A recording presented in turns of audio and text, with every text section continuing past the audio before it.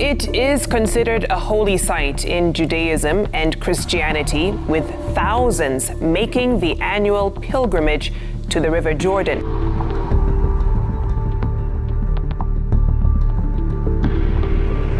Something from under the Jordan River has already cracked open, and oil leaked from a stone door sealed for thousands of years. The holy river where Jesus was baptized is no longer quiet. It has bled red, rumbled from below, and pushed up ancient weapons, gold treasure, and priestly robes through its muddy floor. Tune in, because what leaks from that sealed stone door next may not be oil, but something alive. The river that spoke. The Jordan River was quiet, too quiet. That same river where Jesus was baptized, where heaven opened, where God's voice thundered from above, that river, it's stirring again, but not in the way people expected, not in calm, not in peace. Something ancient is rising from its depths, and the world isn't ready for what comes next. No, this time the river didn't stay silent. It had something to say. It started when the water dropped low. A long dry season had left the river thirsty. With less rain, the muddy banks began to pull back. The riverbed showed itself like a skeleton rising from the ground. That's when someone saw it. Something metal, poking up from the dirt. It looked old, worn down by time, but it wasn't gone. A team of archaeologists had been digging along the banks, studying the layers of earth. That's when they found more. Bronze spearheads, iron arrow tips, pieces of ancient swords. Some were broken, others still sharp enough to cut. These weren't garbage. These were real weapons used in real battles. They came from the time of the Bible, from warriors who once fought to defend kingdoms that are now only written about in Scripture. The metal was tested and studied. The results were clear. These weapons were more than 2,000 years old. Some could be from the time of King David's battles.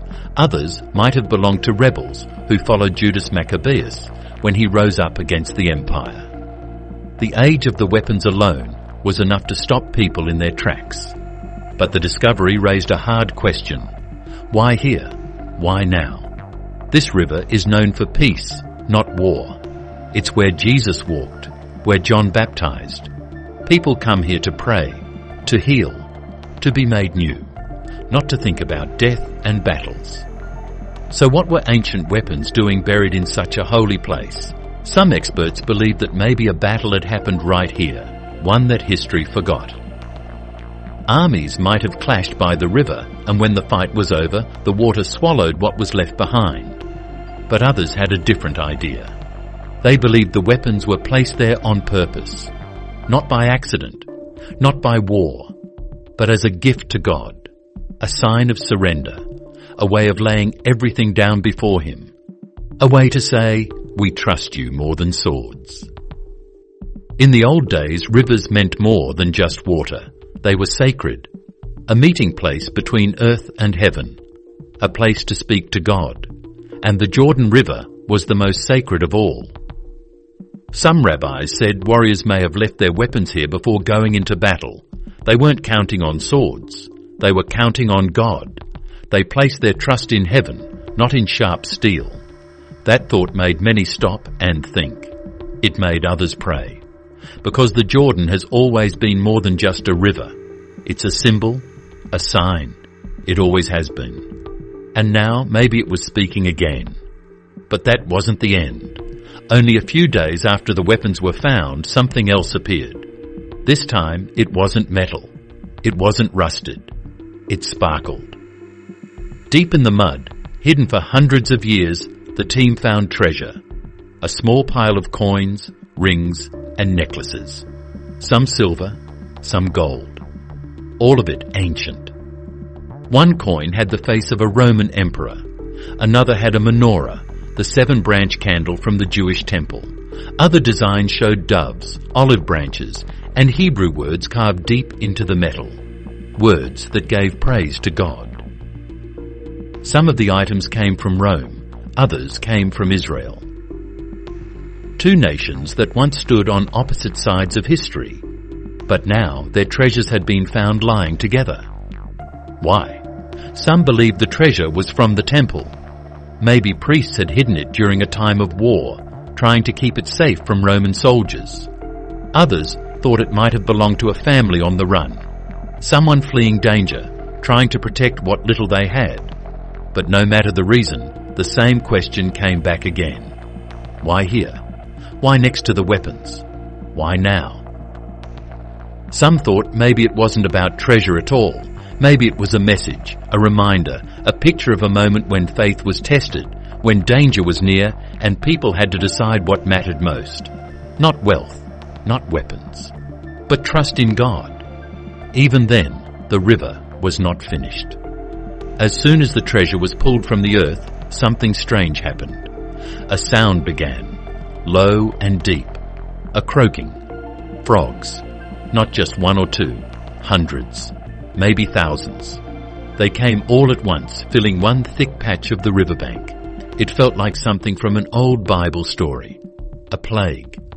People remembered the story of Egypt, when Pharaoh would not listen, and God sent frogs across the land. It was a warning, a sign.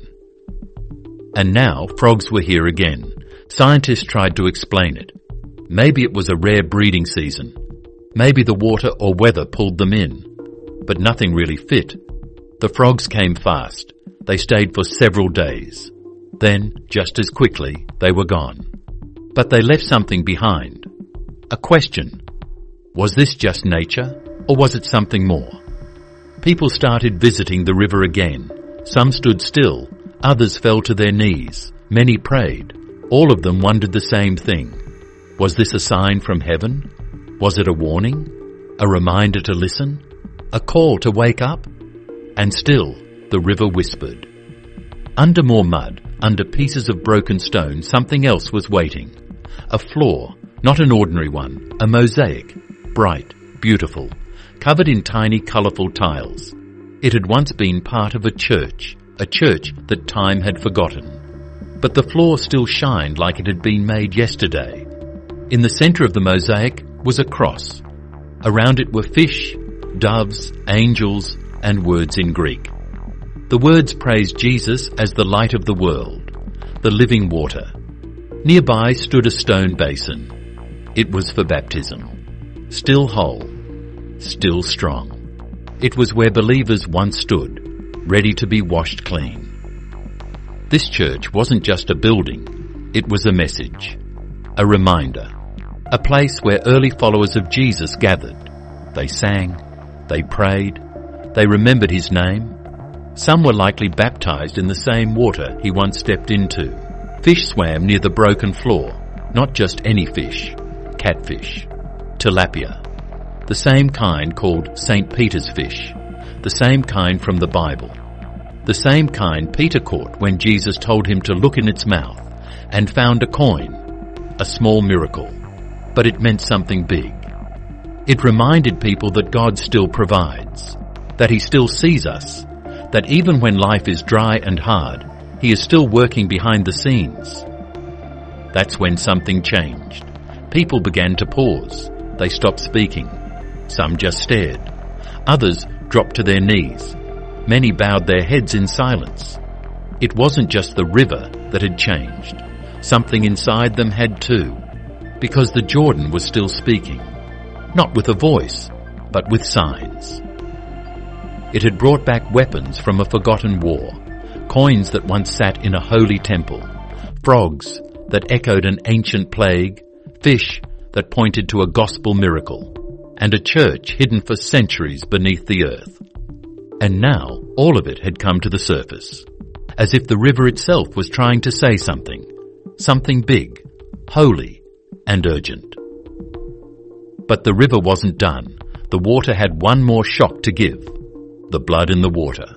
The Jordan River has always been a symbol of life, but something changed. After a heavy rain, people in the area saw the water turn a deep, strange red. It didn't look cloudy or muddy. It looked like blood. The sight shocked everyone. Some people ran. Others dropped to their knees and prayed. The news spread quickly. Videos popped up online. Photos showed the river glowing red, right where Jesus had once been baptized. It didn't look holy anymore. It looked like a warning. Officials moved fast. Scientists showed up with test kits. They tested the water and gave their answers. Maybe it was iron, maybe red algae. Maybe it was some rare mix caused by the storm. But the people didn't believe them. The red water didn't move like normal. It didn't spread slowly. It showed up fast. It didn't fade in the sun. And it only showed up in the sacred places, the spots tied to stories from the Bible. That's when memories from Scripture started coming back. In the book of Exodus, chapter 7, Moses lifts his staff and turns the Nile River into blood. The fish die. The river stinks. The people cry out. It was the first plague, meant to wake up Egypt. Now it felt like it was happening again, not in Egypt, but in Jordan, and not just anywhere along the river. The red water covered the place where the heavens once opened up. It felt like the land itself was trying to speak. Faith leaders from around the world began to warn people. They said this wasn't a random thing. This was a sign, a message, a reminder that the same God who spoke long ago might be speaking again. They said it was time to wake up, to get ready, because this was only the beginning. Soon the frogs came back too, not just a few here and there, whole groups, hopping close to the red water. They didn't act wild. They just sat there like they were waiting or listening. In Exodus chapter 8, another plague brings frogs everywhere. They fill homes, beds, ovens. Now they were here. No one had brought them. No one had expected them. But they came. And then they left, just as quickly as they had arrived. The strange events kept coming. The red patches in the water didn't go away. More showed up along the riverbanks, but not everywhere, only in certain places, near ruins, near old weapons buried in the ground, near a broken church, long forgotten. These weren't random spots. They seemed chosen, as if something was pointing to them. Some called it a coincidence. Others weren't so sure. Then came another shock. A storm rolled in. But this wasn't just any storm. The sky didn't look normal. It wasn't just cloudy. It looked heavy, like it was pressing down on the land. Lightning cracked, but there was no sound. The wind stopped. The air felt frozen in place. And then the rain started to fall. But it wasn't clear. It wasn't water. It was red. Not dusty. Not muddy. Just red. The colour of rust. Thick drops fell from the sky. They hit stones and stuck. They left red stains on clothes. They painted rooftops. They dripped from trees like blood from a wound. People looked up and cried. Scientists called it blood rain, a rare event. They said dust in the clouds had mixed with rainwater. It had happened in other places before, but never like this. Never over the Jordan. And never with what came next. The river didn't just turn red. In some places it stopped moving. The water levels dropped fast, as if something underneath had started pulling it down. Cracks opened in the dry riverbed. Deep ones. Some people said they heard rumbling. Others said they saw steam rise from the earth. And what those cracks revealed made everything worse. The dry ground wasn't just cracked. It showed shapes, symbols, bones. In one spot, people found an old carving in the stone. The letters were hard to read, almost gone, but one name stood out. Yahweh, the name of God, cut into rock, hidden under the river, now showing for the first time in ages. And beside that carving, something stranger appeared. Footprints, fossilized, not human, not animal either. The toes were longer, the prints were deep. They looked like they came from something different, something ancient. The earth had pulled back its cover. It was showing things no one was ready to see. And what people felt next wasn't wild fear. It was heavier than that. It was quiet, like a deep weight pressing on the soul, a fear that said this wasn't just a warning. This was a countdown, a clock made of dust and stone, each moment ticking closer to something big, Then a priest from a nearby village spoke. He said he'd seen all of this before, not with his eyes, but in his dreams. A red river, a shaking ground, strange beings rising from below. He said it matched the words in Revelation. He said the river wasn't just changing. It was getting ready, preparing for someone, for return. His words hit hard. If he was right, this wasn't just strange weather. This wasn't science. This was a sign. And the Jordan River wasn't just bleeding. It was crying. Crying out for people to hear, to turn around, to be ready. People thought it was over, but the river had more hiding underneath. Whispers. Beneath the river. The rain had stopped and the clouds finally broke apart. But something about the Jordan River didn't go back to normal. Even though the red colour faded in some spots, it clung to the edges in others, staining the rocks and painting the mud. It left behind strange markings, like it didn't want to be forgotten, like it had one last message to leave. That's when the smell began to drift through the air. It wasn't the stink of dead fish or rotten plants. It smelled like smoke, but no fire could be found anywhere. The teams working near the riverbed were the first to notice strange new spots. These weren't normal patches of earth. They were warm, almost hot when touched. Damp too, and when the sunlight hit them, the ground let off a hiss. It was like the earth was breathing out heat from deep below. In one spot, near the edge of the old church ruins, steam rose in soft bursts. There was no hole, no crack, just thin streams of mist pushing up from the mud, like quiet breaths from something sleeping underneath. Archaeologists moved their camp closer to the church, hoping to find something new. They used sonar to scan beneath the riverbed. They weren't expecting much, maybe a few coins, maybe old ruins. But then the sonar found something deeper than they thought. It wasn't rock, it wasn't treasure, it was hollow. They dug with care, switching to hand tools as they reached the centre. What they uncovered wasn't treasure, but it wasn't normal either. It was a flat stone slab, smooth on all sides, hidden beneath layers of mud. And this slab had carvings, circles, arrows, stars. Faint words cut into the surface, worn down by time. The words were strange and serious. Guarded by fire, hidden by flood, open not until the day of return. No one knew exactly what it meant, but to many it sounded like a warning. They tried to lift the slab. They dug around it. They even brought in machines to pull it free. But the door wouldn't move, not even a little. It was as if something below was pushing back, like something on the other side was holding it shut. After many failed tries, they decided to stop and leave it where it was. But they marked it on every single map, every notebook, every report. Whatever it was, it didn't seem to belong only to this world. A few days later, something else floated up from the river. Divers had gone back in, curious about the fish that still swam near the church ruins. St. Peter's tilapia were still there, not many, but enough to notice. But then something odd rose from the water. It wasn't alive. It wasn't metal. It was cloth.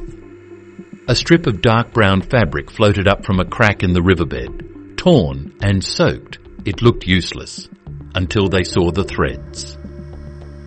Gold thread ran through the cloth in swirling lines. Hebrew letters had been stitched across it, and right in the centre was a symbol of a lamb wearing a crown. They sent it to a lab, and the results stunned them. The fabric was almost 2,000 years old. Some scholars thought it might have come from a robe worn by a priest, maybe even during a sacrifice. Maybe it was saved during the Roman invasion and later lost to the river. It wasn't just cloth anymore, it was a holy object, and it rose from the mud like a sign, like a reminder of the Lamb of God, a reminder of the crown he wore. The discovery left the team speechless, but before they could even take it all in, a new sound rolled through the air. It started low, like a soft drum. The ground gave a small shake, not strong, but enough to feel beneath their feet. The water rippled even though there was no wind. Birds suddenly flew away all at once. Then from under the water, bubbles started to rise. At first they were tiny. Then they grew larger, as if the river itself was exhaling a deep breath. That's when the sound returned. It wasn't frogs. It wasn't animals. It was deeper, stranger, a steady rhythm, a pattern, like a chant, but in no language that anyone could understand. The sound stayed in one place, right near the church, right near the slab. Some people said it was just echoes bouncing off the rocks, but others didn't believe that. They said it didn't come from here. Some even claimed they saw something moving under the water. Not fish, not rocks. Shapes too big. Shadows that twisted and circled, but never came to the surface. After that day, nobody wanted to swim in that part of the river anymore. That's when the dreams began. People living near the site started having strange visions at night. Many of them saw the same things. Some said they saw angels standing inside fire. Others dreamed of warriors tossing swords into the river. One woman swore she saw the sky open up and a voice boomed down with a message, "Prepare the way." At first, people laughed it off, called it coincidence, but they stopped laughing the next morning. That's when the river gave up something else. From the muddy bottom, a small white pillar was found. It stood about 3 feet tall, stuck halfway in the ground. The stone was smooth and clean, not like the rest of the ruins.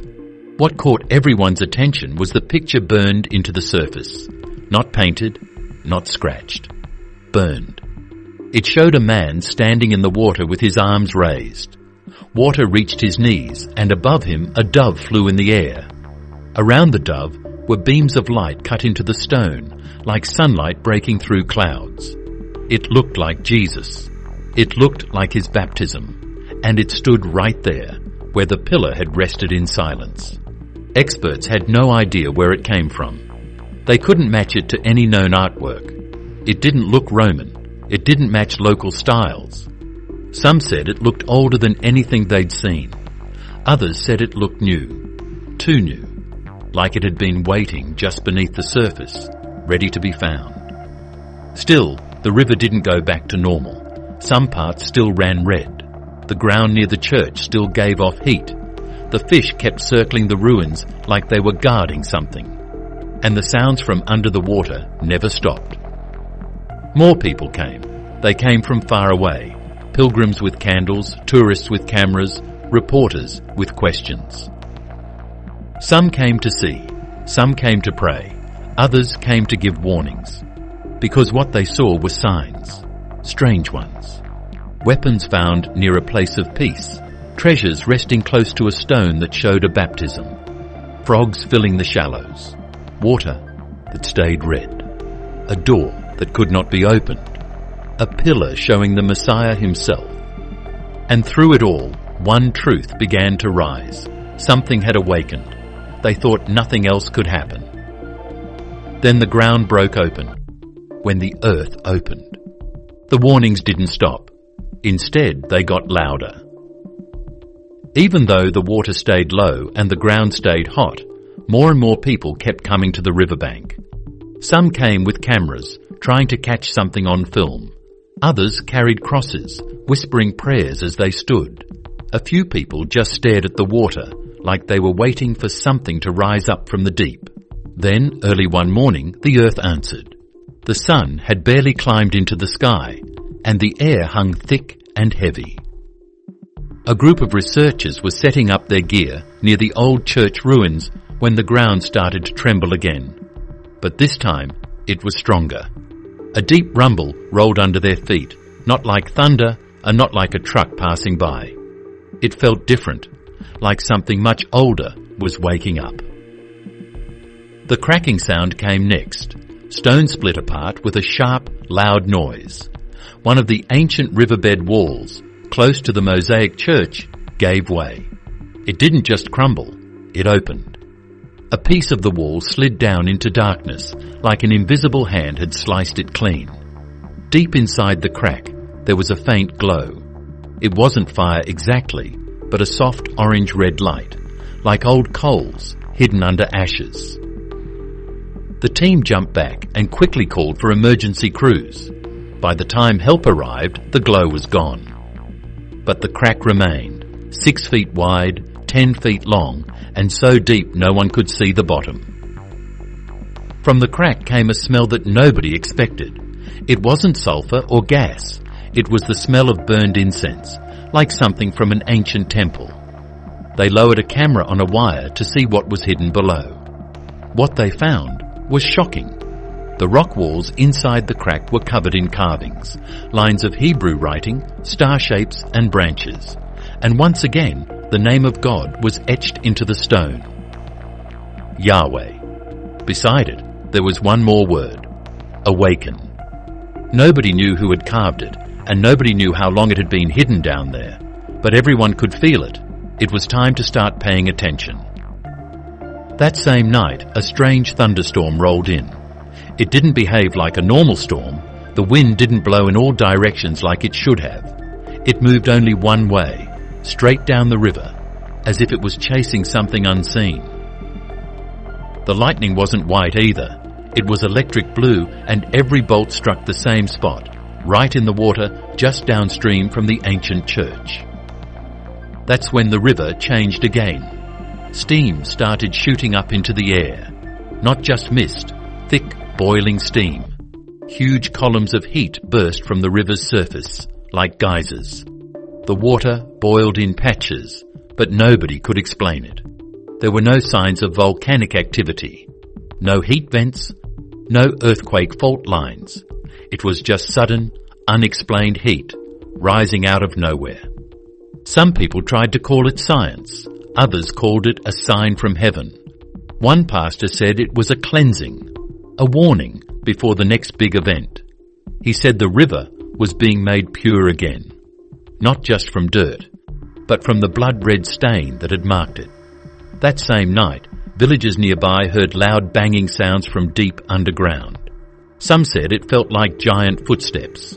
Others thought it sounded like chains being dragged across the rocks. Then the dreams came back, clearer than before.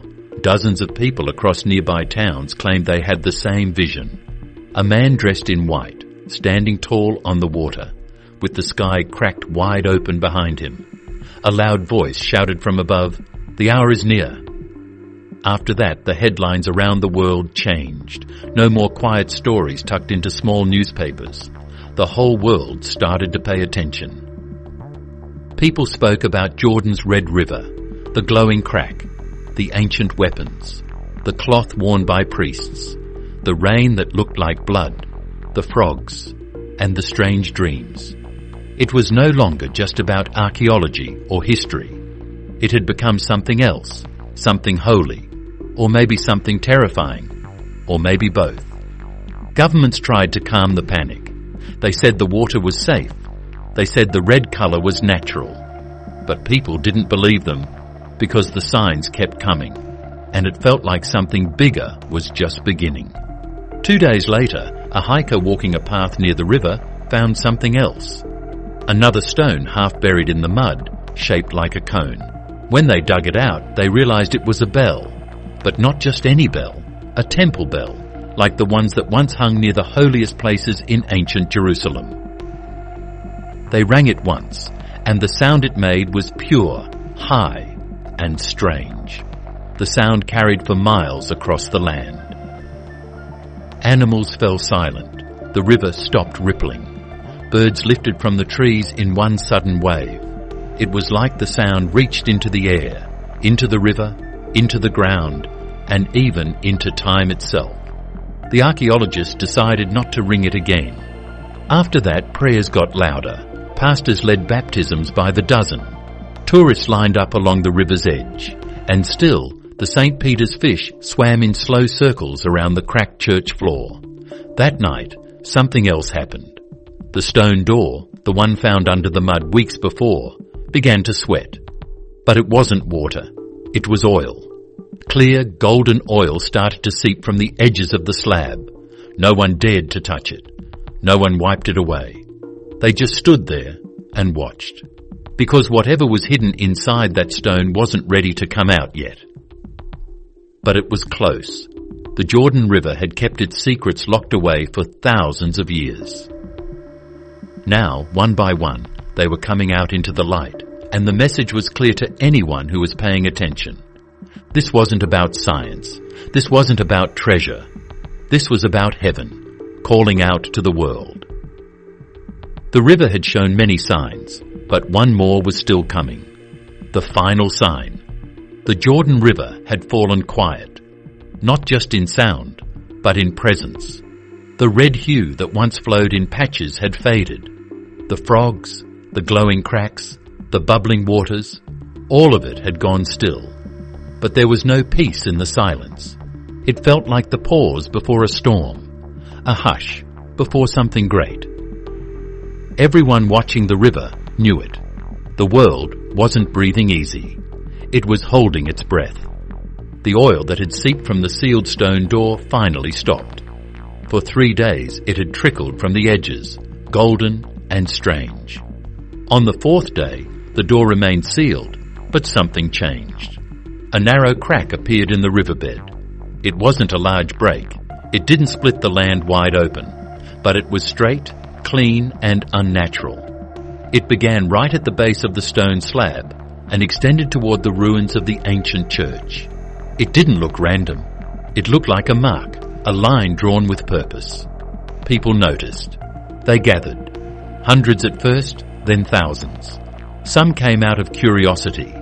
Others came with heavy hearts and shaking hands. Some brought crosses, some brought prayers, and a few simply stood in silence. They waited, not because they knew what would happen, but because they could feel something coming. A pressure in the air, a weight in their chests. The river had already shown so many signs, and now it felt like those signs were leading to one last revelation. That night, the sky over the Jordan changed, not with clouds, not with lightning, but with light. Bands of glowing colour swept across the sky, shifting like flames. Gold, blue, purple. Colours not seen in any ordinary storm. It wasn't northern lights. It wasn't weather. This display looked alive. It danced above the river like a crown of fire, and as it moved, the crowd below grew silent. Even those who had never prayed before found themselves bowing their heads. Then came the sound. It wasn't thunder, it wasn't wind. It was a trumpet, deep, strong, and clear. It didn't come from any speaker or instrument. It echoed from all directions, as if heaven and earth were speaking in unison. The sound rolled through the air and into the bones of the people listening. Many fell to their knees. Some cried. Others simply stared upward in awe. Nobody knew what to say. They just knew they were hearing something sacred. The trumpet blast faded. What followed was an unnatural stillness. The animals around the river grew silent. No birds flew, no frogs croaked. The water surface flattened like glass. Then, in the center of the river, something began to rise. It wasn't fire. It wasn't smoke. It was light, pure, bright, and rising slowly. It shimmered like water, but glowed like a star. Everyone turned toward it, eyes wide, hearts racing. Within that glowing pillar, a figure formed, not clear or sharp, but unmistakable in its presence. A man-shaped form with outstretched hands. A robe that seemed to move without wind. A crown of light resting on his head. No one needed to be told who it was. They knew. It wasn't a man. It wasn't a ghost. It was a sign. A heavenly figure rising from the very waters where Jesus had once stood. Some said they heard words, but couldn't make them out. Others felt a warmth inside their hearts, like comfort mixed with awe. One woman cried uncontrollably without understanding why. Everyone felt something. Everyone knew they were witnessing a moment that wasn't meant to be captured. It was meant to be believed. After about a minute, the figure began to fade. The light didn't blink out. It dimmed gently, like a sunset slipping into twilight. As the glow disappeared into the sky, silence returned. But no one moved. The moment hung in the air like perfume. It was holy. Then the stone door cracked. Not open, just enough to reveal a sliver of what lay beyond. From within the opening poured a soft golden light, warm and calm. It looked like liquid sunlight, and inside the chamber a message burned into the back wall in glowing letters. One word, soon. That was it. No explosion, no collapse, just that one word. Then the glow faded, the crack closed, and the door sealed again. No one tried to open it. No one dared. The message was enough, and the meaning was clear. Over the following days, the crowds grew even larger, but there were no more miracles, no more frogs, no more rain. The river flowed quietly, but the people who had witnessed the signs were forever changed. They had seen too much. Ancient weapons from the time of Israel's kings, gold coins marked with temple symbols, plagues of frogs, blood-red water, earthquakes, a sealed door that leaked oil, a pillar showing Christ, and a heavenly figure rising from the river itself.